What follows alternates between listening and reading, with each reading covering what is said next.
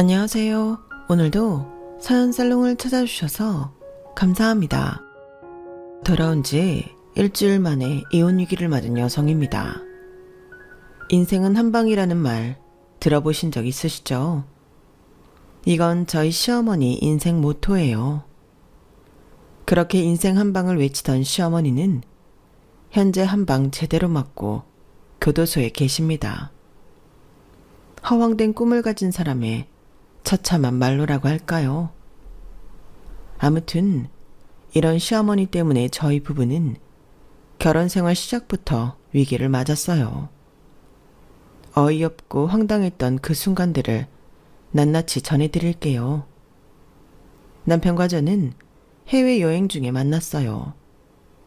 당시 저는 5년간 다니던 회사를 그만두고 이직을 단행했는데 출근 날까지 2주 정도 시간적 여유가 있어서 가까운 동남아로 여행을 간 참이었어요. 나트랑에 있는 리조트에서 3박 4일간 휴식을 취하고 근처 도시인 달라스로 떠날 예정이었죠. 달라스로 떠나기 전 체크아웃 시간부터 버스 시간까지 2시간 정도 텀이 생기는 바람에 근처 카페로 들어갔어요. 곳곳에서 한국어가 들리는 걸 보니 한국인들이 많이 찾는 카페인 것 같더라고요. 카페에 앉아 곧 가게 될 달랏 정보를 찾고 있는데 제 곁으로 고양이 한 마리가 다가왔어요. 제 무릎 위에 올라 아양을 떠는 모습이 하도 귀여워서 동영상으로 담고 있었는데 옆자리에서 한국어가 들리더라고요. 친구랑 영상통화를 하고 있는 한국인 여성이었어요. 건너편에 앉은 남자 완전 내 스타일인 거 있지? 아, 혼자 왔으면 당장 꼬시는 건데. 야, 너 그러다 니네 오빠한테 걸리면 어쩌려고 그러냐? 그냥 참아라. 야, 그 돼지는 돈밖에 가진 게 없다니까. 키도 짤뚱하고 살만 띠룩띠룩 쪄선 같이 다니기 얼마나 쪽팔린 줄 알아? 내가 돈 때문에 만나는 거지 그거 아니었으면 진작 헤어졌다. 아, 저런 남자랑 같이 다니면 여행도 할만 하겠는데. 나 그냥 저 남자한테 수작질 할까봐 옆으로 가서 공댕이 슬쩍 디밀고 성추행으로 몰아버릴까? 미친. 너 그 버릇 아직 못 버렸냐? 마음에 든다면서 왜 그런 짓을 하는 건데? 더 완전 또라이 같아. 왜긴 그래야 저 남자가 나를 영영 못 잊지. 내가 못 가질 바에야 강한 인상이라도 남기면 좋잖아. 그 말을 듣는데 기가 막혀서 말이 안 나왔어요. 저런 정신 빠진 사람들 때문에 여자들이 싸잡혀 욕을 먹는 거라는 생각을 하니까 화가 나더라고요. 그런데 그 순간 통화를 마친 여자가 자리에서 일어나 건너편에 있는 남자 곁으로 가는 거예요. 그리곤 손에 든 파우치를 일부러 떨어뜨리더니 줍는 척하면서 엉덩이를 남자 쪽으로 향하지 뭐예요. 그리고는 이내 소리를 질렀어요. 어머, 왜 남의 엉덩이를 만져요? 아니, 내가 언제 그쪽 엉덩이를 만졌다고 그럽니까? 뭔가 잘못 아신 모양인데 저는 아무 짓도 안 했어요. 그러자 여자는 손으로 자기 엉덩이를 팡팡 쳐대면서 바락바락 대들었어요. 아니 그럼 귀신이라도 와서 만졌다는 거예요? 그쪽이 만졌으니까 내가 이러는 거 아니에요. 그리고 아까부터 계속 나 쳐다보고 있었던 거 내가 모를 줄 알아요? 못 먹는 떡 만져나 보자 이거 아니냐고요. 두 사람이 실랑이를 벌이는 통에 사람들 시선은 두 남녀한테 향했어요. 그리곤 그 자리에 있던 한국인들은 남자를 파렴치한 보듯 인상을 쓰며 쳐다보았죠. 황당한 표정의 남자는 억울하다고 항변을 했지만 일은 더욱 커져버리고 말았어요. 화장실에 갔던 여자의 남자친구가 다가와 남자의 멱살을 잡아쥐고 욕을 퍼붓기 시작했거든요. 당장이라도 주먹이 오갈 것 같은 상황이었어요. 평소 남의 일에 잘 끼어들어서 오지랖이 넓다는 소리를 듣던 저는 이런 순간을 순순히 넘어갈 수 없었어요. 그래서 휴대폰을 들고 그들 곁으로 갔죠. 저기요, 뭔가 오해가 있는 모양인데 이 남자분 아무 짓도 안 했어요. 내가 앞자리에 앉아 있어서 제대로 봤거든요. 그러자 여자가 도끼 눈을 하고는 제게 소리를 치더라고요. 넌 또 뭐야? 왜 끼어들어? 그럼 내가 있지도 않은 일 가지고 지랄한다는 거야, 뭐야? 그 뻔뻔함에 순간 욱하기는 했지만 여기서 나까지 화를 내면 일이 더 커질 것 같아서 조용히 말했어요. 저기요, 여자분은 잠시 저랑 따로 얘기 좀 할까요? 내가 보여줄 게 있어서요. 넌 뭔데 끼어들어서 내 여자친구랑 얘기를 하겠대? 할 말 있으면 나 있는 앞에서 해. 통통한 체격에 양팔에 험악한 문신까지 한 여자의 남자친구는 죽일 듯 저를 노려보며 말했어요. 여자는 의기양양하게 그 옆에 서 있었고요. 순간 그냥 확 꺼버리고 이것들 개망신 줘봐 하는 생각을 하기도 했지만 불쌍한 인간 하나 살린다 생각하고 여자를 끌고 와 제 손에 들린 휴대폰을 내밀었어요. 내가 고양이를 동영상에 담다가 우연히 그쪽이 친구랑 하는 통화 내용을 녹음하게 됐는데 한번 들어볼래요? 그리고는 동영상을 재생해 보여줬더니 여자가 화들짝 놀라며 동영상을 꺼버리더라고요. 그리고는 자기 남자친구한테 가서는 나가자고 팔을 끌어대더라고요. 당연히 남자친구는 왜 이러냐고 정색을 했죠. 오빠, 나 오빠랑 기분 좋게 여행하고 싶어. 그러니까 이번 일은 그냥 똥 밟았다고 생각하고 끝내자. 응? 오빠. 여자의 아양에 남자친구는 못 이기는 척 피식 웃고는 자리를 뜨려고 했어요. 그런데 이건 좀 말이 안 되는 상황인 거잖아요. 가해자가 자기 멋대로 일을 저질러 놓고는 피해자한테 사과도 않고 되려 똥 취급까지 한 거니까요. 피해자인 남자는 어이가 없는지 황당한 표정으로 커플을 바라보고 있었어요. 아무래도 성추행범으로 몰리고 나니 주변 눈치가 보여 어쩌지 못하는 것 같더라고요. 그래서 제가 대신 카페를 나서려는 커플을 불러 세웠어요. 저기요, 이렇게 가면 안 되죠. 그쪽이 잘못한 건데 피해자한테 사과는 해야 할 거 아닙니까? 저 이런 식으로 나온다면 나 동영상 넷상에 올리는 수가 있습니다. 제 말에 당황한 여자는 종종걸음으로 피해 남성한테 와서는 건성으로 미안하다고 말했어요. 그 말투에는 미안함은 손톱만큼도 없고 귀찮으니 이거나 먹고 떨어져라 하는 식이었어요. 당연히 피해 남성은 그런 개떡 같은 사과에 화가 더 난 것 같더라고요. 아니, 지금 이게 사과하는 사람의 자세입니까? 당신 때문에 난 성추행범으로 몰렸다고요. 거기에 대한 시시비비는 제대로 가리고 가란 말입니다. 도대체 뭐가 미안한 건지, 상황이 어떻게 된 건지 확실히 하고 정중하게 사과하세요. 지금껏 당하기만 했던 피해 남성은 입술을 부르르 떨며 말했어요. 그러자 여자의 남자친구가 또다시 달려들더라고요. 조용히 일을 끝내려던 제 계획은 수포로 넘어갔고 하는 수 없이 저는 동영상을 재생해 여자의 남자친구한테 보여줬어요. 거기에는 여자가 남자 옆에 가서 일부러 엉덩이를 들이대는 모습까지 다 찍혀 있어서 빼도 박도 못하고 여자의 범행이 드러나 버렸죠. 결국 남자친구는 피해 남성한테 사과를 했고 여자도 눈물까지 질질 짜며 사과를 했어요. 그 소동을 지켜본 한국 사람들은 그 커플한테 인생 똑바로 살라느니 어디 가서 한국인이란 소리도 하지 말라느니 한 소리씩 해주었어요. 결국 카페에서 쫓겨나듯 나간 커플은 길거리에서 싸움을 벌이더군요. 여자는 눈물을 질질 짜며 손바닥을 싹싹 빌면서 애원을 했고 남자친구는 욕설을 퍼붓고는 혼자 가버렸어요. 그렇게 황당했던 사건이 끝나자 저는 짐을 챙겨 나갈 준비를 했어요.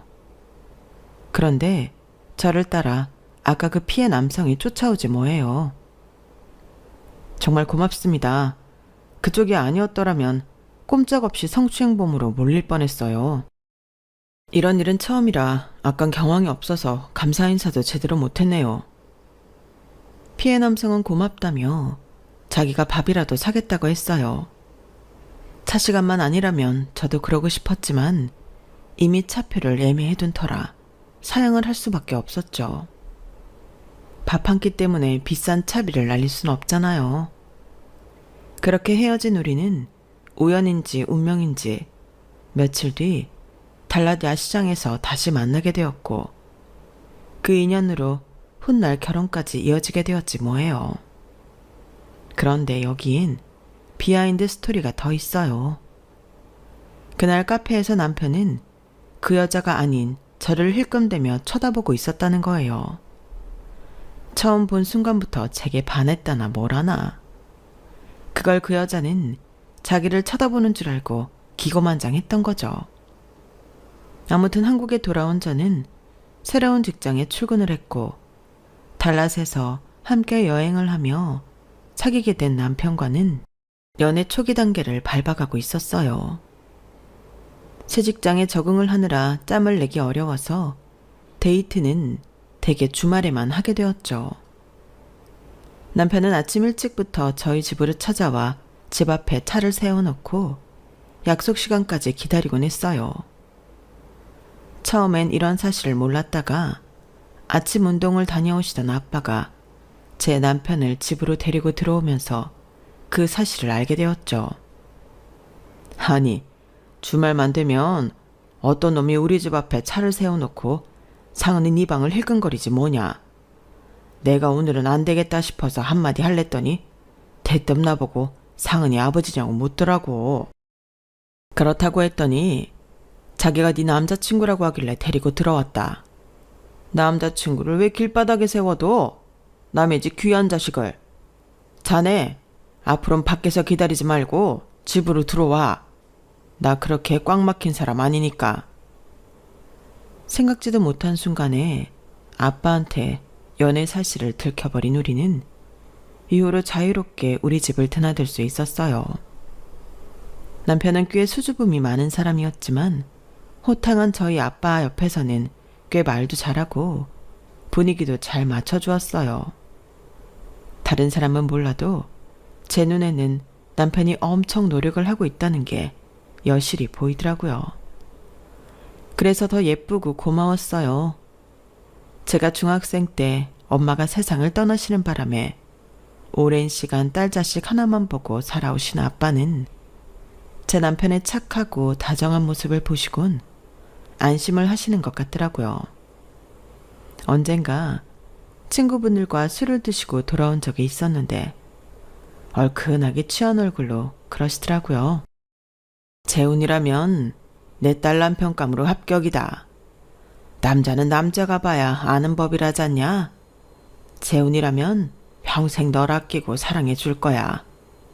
내 눈에는 다 보여. 엄마 없이 키우느라 아빠가 우리 딸한테 못해준 것도 많았잖아. 그래서 남편감은 정말 제대로 된 놈을 붙여주고 싶었거든. 근데 재훈이를 보니까 더 찾고 자시고 할 것도 없겠더라. 우리 딸이 아주 잘 찾아왔어. 일찌감치 제 남편을 사위감으로 인정해 주신 아빠 덕분에 우리는 수월하게 결혼까지 이어갈 수 있었어요. 그때 만약 시어머니가 어떤 사람인지 알았다면 모르긴 해도 결혼은 힘들었을 테지만요. 아무튼 연애를 시작한 지 2년 만에 우리는 결혼을 하기로 했고 남은 건 시어머니 허락을 받는 것뿐이었어요. 사실 이미 결혼 계획까지 다 세워놓은 상황이었으니 허락이 아닌 통보에 가까운 거긴 했지만요. 다행히도 시어머니는 저를 마음에 들어 하셨고 우리는 계획대로 결혼 준비를 해나갔어요. 처음엔 전세로 아파트 생활을 할까 했었는데 저희 부서 과장님이 그러시더라고요.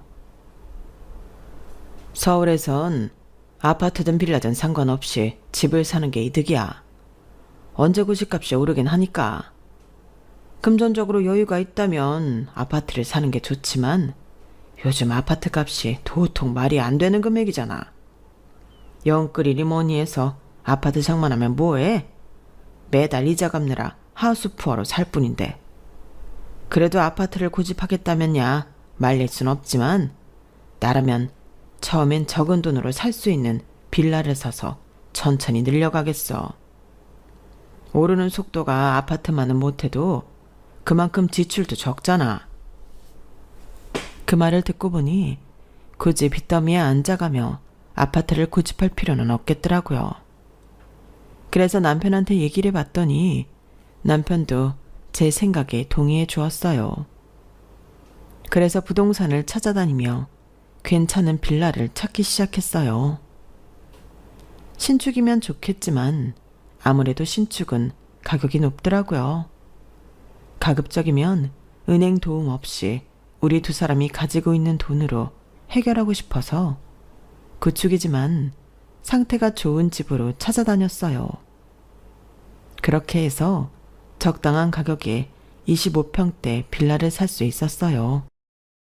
이전 집주인이 리모델링을 싹 해놓은 상태라서 딱히 손댈 거 없이 벽지만 바꾸고 업체를 통해 입주 청소만 한 번 했어요. 살림도 따로 살 거 없이 집에서 쓰던 것들 중 쓸만한 것들은 죄다 들고 와서 신혼집을 꾸몄어요. 그렇게 꾸민 집에는 남편이 먼저 들어와 살게 되었어요. 남편이 살던 원룸을 빼서 집 사는데 보탰기 때문에 남편이 지낼 곳이 없었거든요. 그러다 저도 얼마 안 지나 합류하게 되었고 얼떨결에 결혼식 전에 동거부터 하게 되었어요. 집을 구하는데 돈을 다 써버리는 바람에 남은 돈이 별로 없어서 결혼식은 조촐하게 미니 결혼식을 하기로 했어요. 미니 웨딩을 전문으로 하는 업체에 의뢰했더니 하객 수에 따라 웨딩 장소를 결정할 수 있다고 하더라고요. 업체에서 뽑아준 리스트에 따르면 최소 50명에서 150명까지 수용이 가능했어요. 우리 생각으로는 각각 50명씩 해서 총 100석 규모로 하면 되겠다고 생각했는데 그 얘기를 들으신 시어머니께서 엄청 화를 내시는 거예요. 인생에 한 번뿐인 결혼식인데 코딱지만한 데서 결혼을 하겠다고? 난 반대다. 내 손님들만 해도 100명 가까이 되는데 무슨 소리를 하고 있어? 어머님, 저희가 예산이 얼마 안 돼요. 집 사느라 돈을 다 써버려서 신혼여행도 나중에 가기로 한걸요. 그런데 한 번 하고 끝나는 행사에 수천만 원이나 쓰는 건 낭비 아닐까요? 그러자 어머님이 화들짝 놀라시는 거예요. 뭐? 신혼여행을 안 가? 세상에, 얘들이 결혼이 장난인 줄 아나? 그렇게 구질구질하게 할 거 결혼은 뭐하러 해? 난 정말 동네 창피해서 내 아들 결혼한다는 소리도 못하고 다니겠다. 아, 자존심 상해. 김 여사네 아들은 특급 호텔에서 결혼식을 한다는데 그런 사람들한테 어떻게 청첩장을 돌려? 내가 정말 니들 때문에 살 수가 없다. 어머님, 정 그러시면 어머님이 돈 좀 보태주세요. 저희는 정말 더는 돈이 없어서 그래요. 얘가 말하는 것 좀 봐. 너 나한테 돈 맡겨놨니? 웃기네 정말. 그리고 돈 빌려주고 싶어도 못 줘. 이번에 괜찮은 상품이 나와서 이달치 생활비까지 몽땅 주식에 넣어뒀거든. 어머님, 요즘 주식 상황도 안 좋은데 어쩌시라고 그러세요. 그러다 잘못되면 정말 큰일 나요. 너 지금 나 망하라고 곡하는 거니? 재수없게 왜 이래 정말. 네가 뭘 몰라서 그러는 모양인데 인생은 한 방이다. 구질구질하게 푼돈 가지고 벌벌대면서 살면 평생 그러고 살게 돼. 난 제대로 한 방 터뜨려서 말년은 호화롭게 살다가 죽을 거야. 그때 돼서 부러워하지나 마. 시어머니는 얼어 죽을 인생 한방 타령을 하시며 최소 300석 규모가 아니면 결혼식에 참석 안 하시겠다고 하셨어요. 그러니 어쩔 수 있나요? 할 수 없이 조금 더 큰 웨딩홀에서 결혼식을 올리게 되었죠. 그 바람에 대출을 받아야 하나 고민했는데 아빠가 그 돈을 대신 내주셨어요. 안 그래도 너 결혼할 때 주려고 그가 모아둔 돈이 있다. 이거 가지고 가서 예식장도 잡고 신혼여행도 가거라. 평생 기억에 남는 순간인데 돈 때문에 하고 싶은 거 못하면 얼마나 억울하니. 그러니까 가져가서 마음껏 써. 남으면 비상금으로 가지고 있고. 아빠 혼자 두고 시집을 가는 것도 죄송한데 이렇게 도움까지 받게 되니 기분이 좀 그랬어요. 그러면서 한편으론 이래서 시부모랑 친정부모가 다른 거구나 싶더라고요. 협소한 예식장은 탓하면서 결혼자금 보태주겠다는 말은 한마디도 없는 시어머니와 저희 아빠가 너무 비교가 됐거든요. 그래서 기혼녀들이 시댁에 시자만 들어가도 치를 떠나보다 했어요.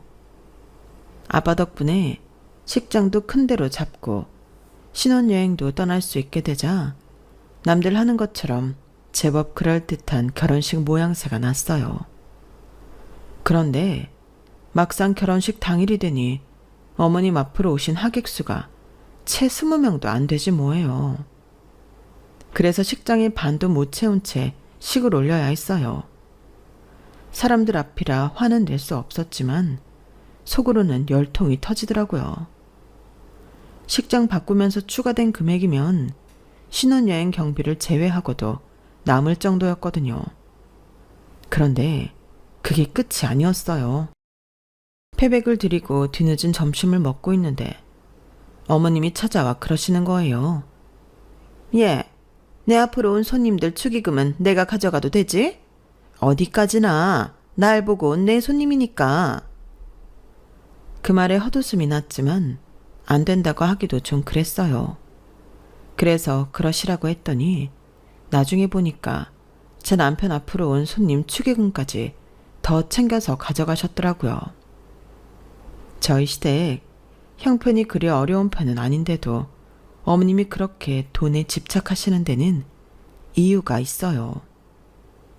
언제 올지 모를 인생의 한 방을 위해 주식에 투자하기 위함이었죠.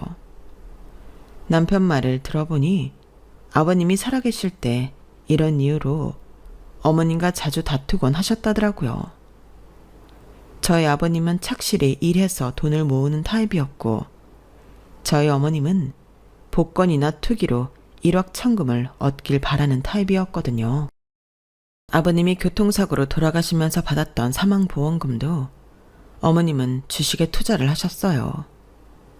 그래도 운 좋게 상한가를 몇 번 치면서 총 1억 가까이 버셨다고 하더라고요.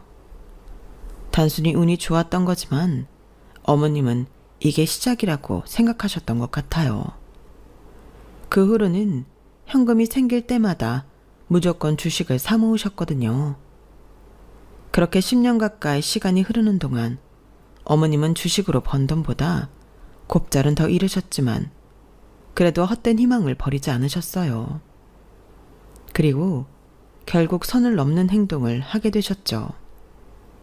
신혼여행에서 돌아온 우리 부부는 원래 친정아버지께 인사만 드리고 시댁에서 하룻밤을 보낼 생각을 했었어요. 시댁이 청주라서 당일치기로 돌아오기는 힘들 것 같았거든요.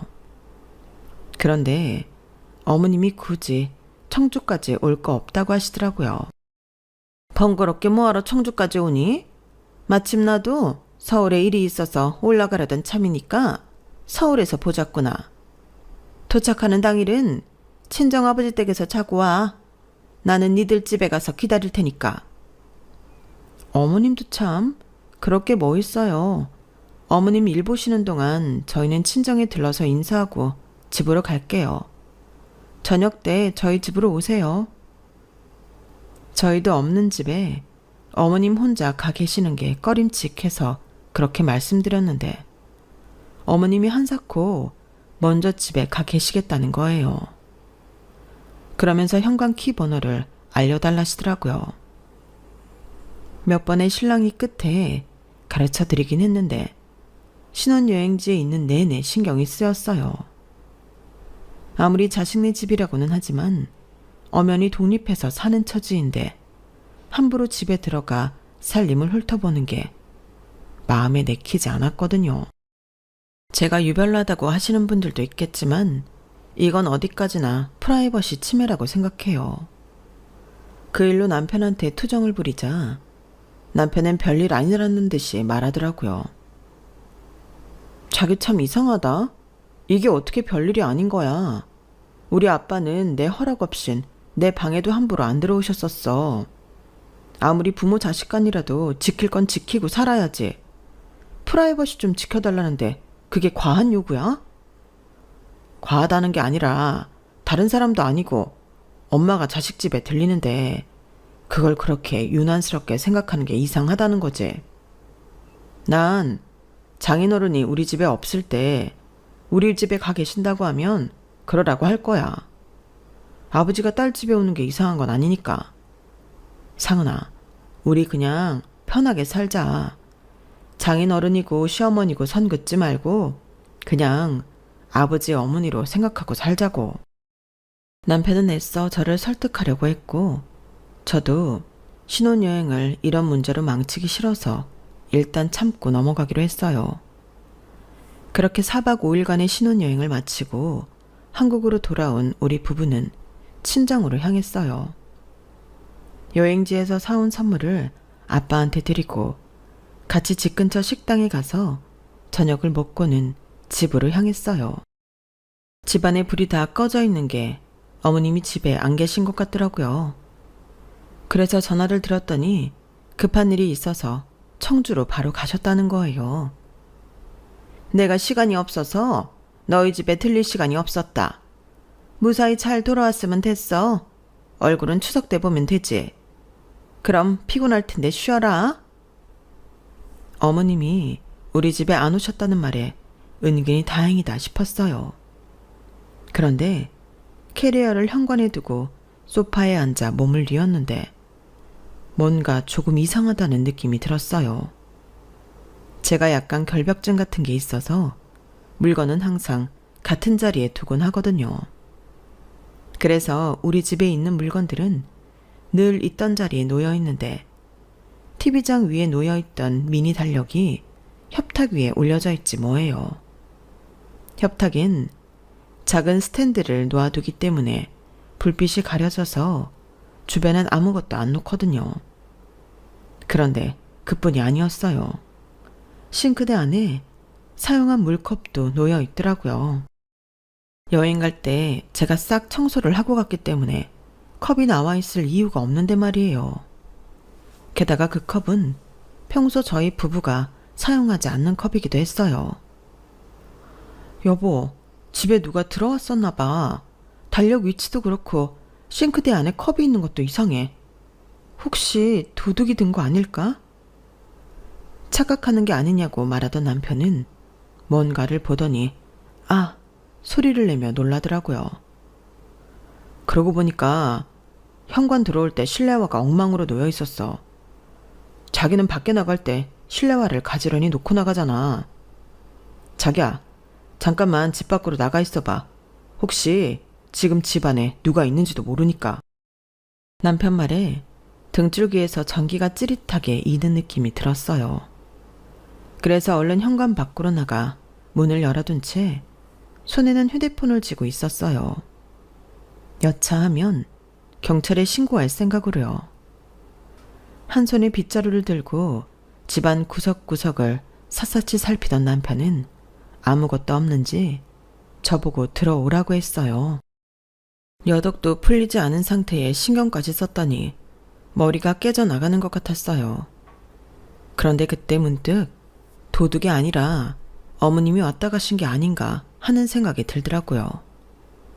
달력과 컵, 실내화를 제외하면 집안 살림 중에 달라진 게 하나도 없는 것 같았거든요.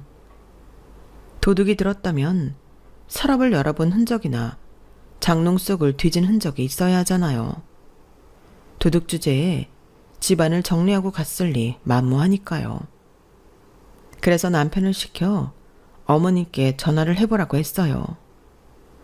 처음엔 간 적 없다고 딱 잡아떼던 어머님은 남편이 경찰에 신고해 주변 CCTV를 확인하겠다고 하자 그제야 이러시는 거예요.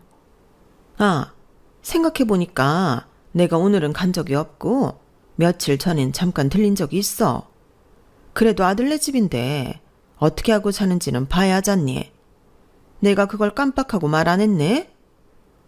아니, 이게 말이에요, 방구예요.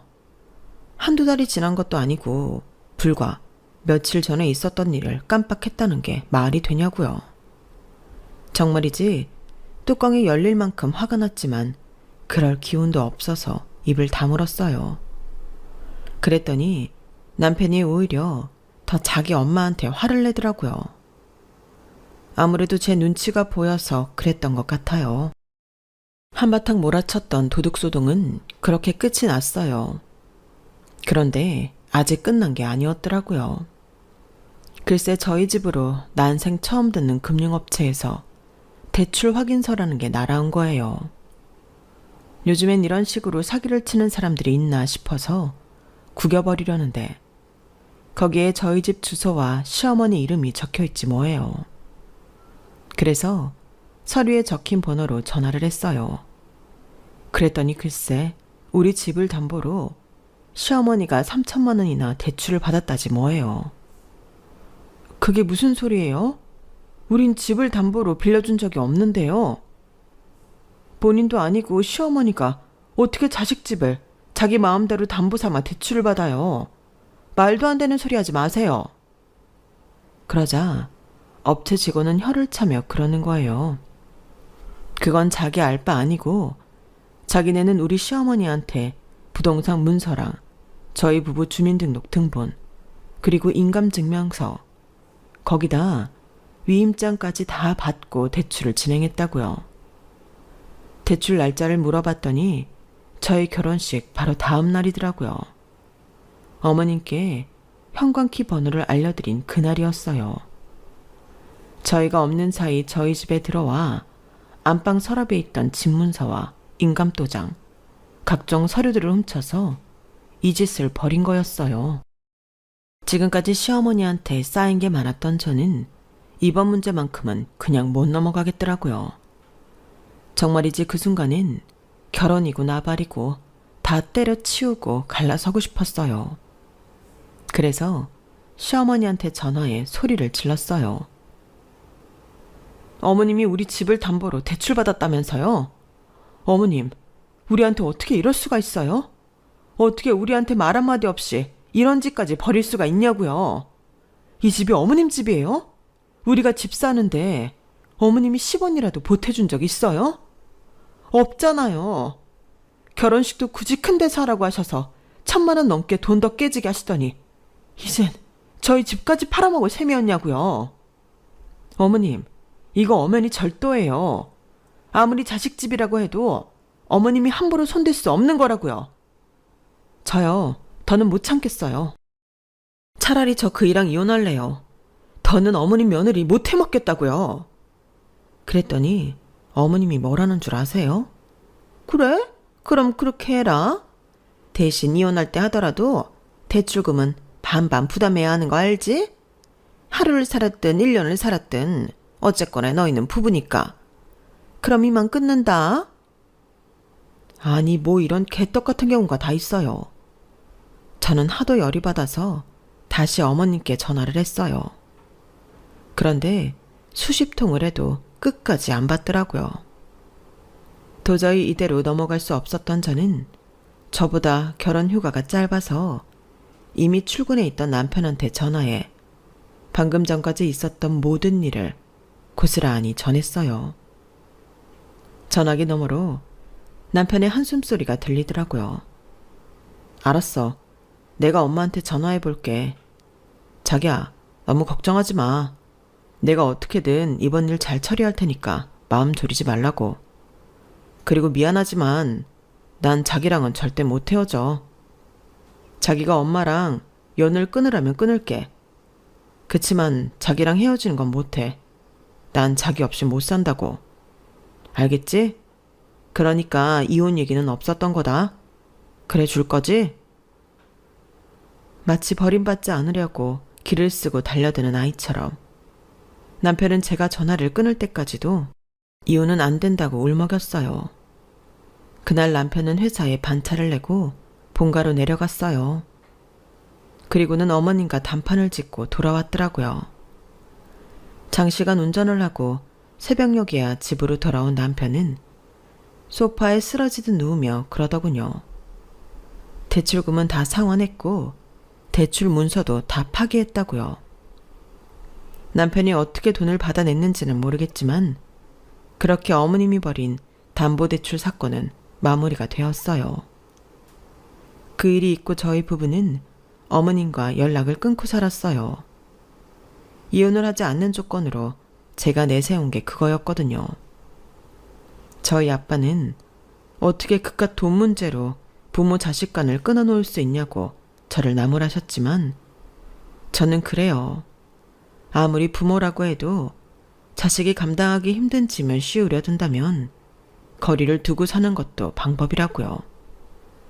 이번 한 번만이라는 허울 좋은 방관을 했다가는 나중에 더 큰 순환을 겪을 수 있으니까요. 연을 끊은 이후에도 어머님은 남편과 저한테 전화를 하셨어요. 집으로 찾아온 적도 있었고요.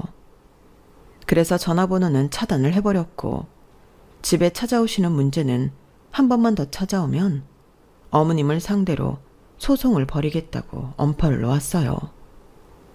그러자 어머님도 더는 찾지 않으시더라고요. 그 일이 있고 한 1년간은 조용히 살 수 있었어요. 물론 남편은 속으로 많이 힘들어했을 테지만요. 그런데 얼마 전에 고모님이 제게 전화를 하셨더라고요. 저희 어머님 소식 들었냐면서요. 세상에, 재훈이도 너도 네 시어머니 교도소 들어간 거 모르고 있었니? 아, 말도 마라. 아주 동네에 소문이 다 났어. 다른 사람도 아니고 자기 동생 내외한테 사기쳤다가 소송당해서 그렇게 됐단다. 우리 오빠가 남겨준 집까지 주식으로 홀라당 날려먹고 자기 동생 집에 얹혀 살면서 그 집 돈 훔쳐다가 그 뭐냐 토톤지 뭔지 아는 도박까지 했다지 않니? 들어보니까 동생 집에 오기 전에 친정에서도 친정부모 연금까지 빼돌려서 도박을 했다던데. 사람이 어떻게 이렇게 망가지니?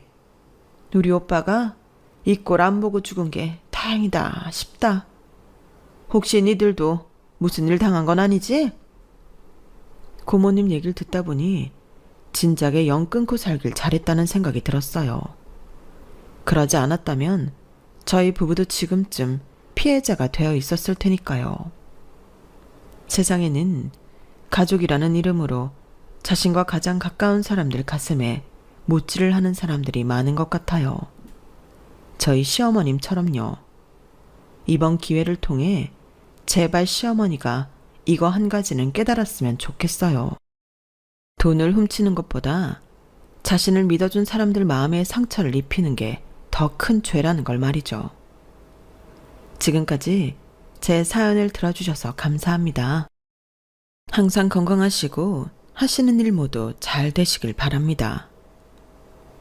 여러분, 사연 댓글에 응원과 현명한 조언 부탁드려요. 좋아요와 구독은 저에게 큰 힘이 됩니다. 오늘도 좋은 일 가득하세요.